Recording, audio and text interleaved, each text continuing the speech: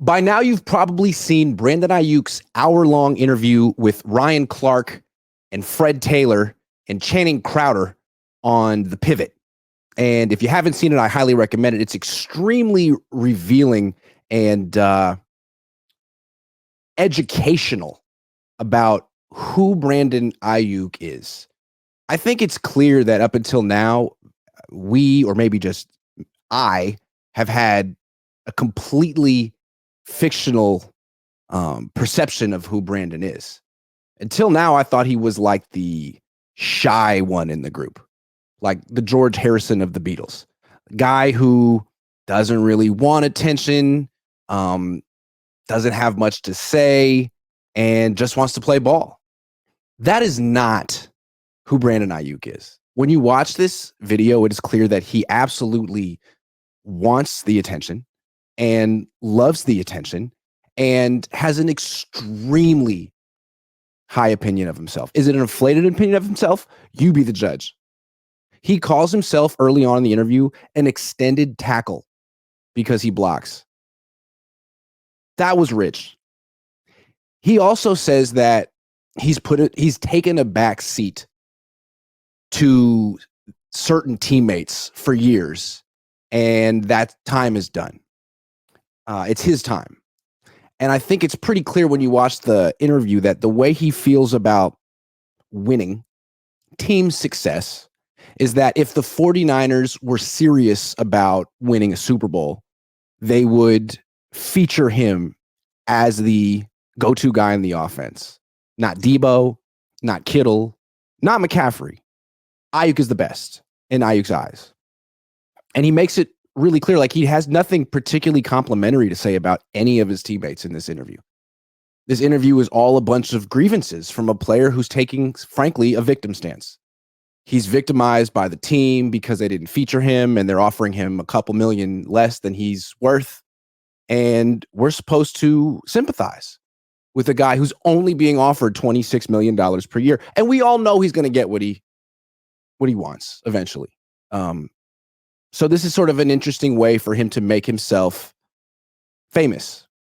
He also, in the interview, says that he would be completely open to playing for the Washington Commanders and the Pittsburgh Steelers. And when he says this, Ryan Clark, who was with the Steelers for a long time, like gushes and starts recruiting Aiyuk to the Steelers, and Aiyuk starts like blushing. I mean, remember, he's not a free agent. It'd be one thing if he were not under contract, going on these interviews and talking about teams he'd like to play for. Fine. He's under contract with the 49ers. He has teammates. How do you think they feel about Aiyuk saying, yeah, you could play for the 49ers, or you could play for Washington? Either way. Whichever team is willing to pay him the most and give him the most targets, he'd be willing to play for. Is that a guy you want to be teammates with? That sounds like a guy who is only going to get more and more displeased with his role in the team. You give him $30 million a year, and now 5 catches a game isn't good enough. 6 catches a game isn't good enough. I think it's just real apparent throughout the entire interview that he really puts himself above his teammates, particularly Debo. I mean, over and over again, the hosts of the show say, well, you're clearly the best wide receiver on your team. And Brandon just sits there like, yeah. I mean, is he? He's a better route runner than Debo. Debo's better after the catch. Both guys have had one all-pro season, and Debo was a first-team all-pro. Aiyuk was a second-team all-pro. I think that one's up for debate.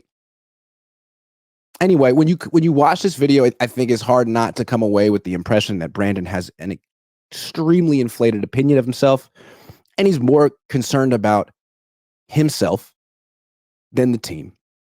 And I'm not saying he's T.O., but that was T.O. T.O. was humble, understated number 2 receiver when Jerry Rice and Steve Young were on the team. Then they left, and T.O. got paid, and he grew up, and he took over. And there was no amount of targets that were enough. Every week there was a grievance. He was a victim. He didn't get the ball enough. The quarterback was at fault. Is Aiyuk going that direction too? I mean, watch the video for an hour and plus and see how many compliments he has for Brock Purdy and compare that to how many compliments he has for Jaden Daniels.